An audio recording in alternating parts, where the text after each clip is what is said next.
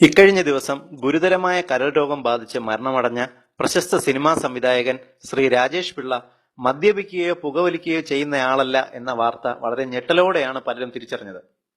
മദ്യപിക്കാത്ത രാജേഷ് പിള്ളയുടെ അമിത fast food ഭക്ഷണ രീതിയായിരുന്നു അദ്ദേഹത്തിന് ഗുരുതരമായ കരൾ രോഗം ഉണ്ടാക്കിയത് എന്ന് അദ്ദേഹത്തെ ചികിത്സിച്ചിരുന്ന ഡോക്ടർമാർ പറഞ്ഞിരുന്നു. ദിവസം 30 ഗ്ലാസ് കോള വരെ കഴിക്കുമായിരുന്നുവെന്ന് അദ്ദേഹത്തിന്റെ അടുത്ത സുഹൃത്ത് അഭിപ്രായപ്പെട്ടിരുന്നു.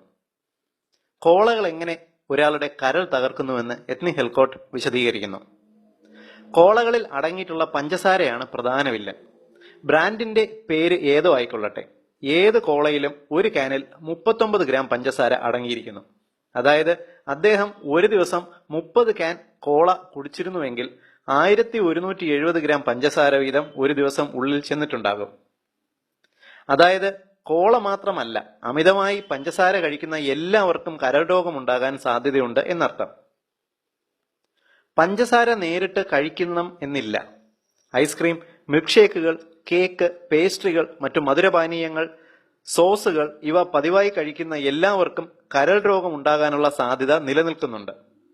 പതിവായി പഞ്ചസാര കഴിക്കുന്നത് മയക്കുമരുന്നായ കൊക്കൈനേക്കാൾ 8 മടങ്ങധികം ലഹരിശീലമുള്ളതാണ് എന്ന് പഠനങ്ങൾ സൂചിപ്പിക്കുന്നു. നിങ്ങൾ എല്ലാവരും ഈ അറിവ് മനസ്സിലാക്കണം. കുട്ടികളെയും യുവതലമുറയും ബോധവാന്മാരാക്കണം. ഇതുപോലുള്ള മരണങ്ങൾ ഇനി ഉണ്ടാകാതിരിക്കട്ടെ. പൊതുസമൂഹത്തിന് ഏറ്റവും ഉപകാരപ്രദമായ ഈ ഹെൽത്ത് ഇൻഫർമേഷൻ നിങ്ങൾക്കായി അവതരിപ്പിച്ചത് ethnihilcott.com.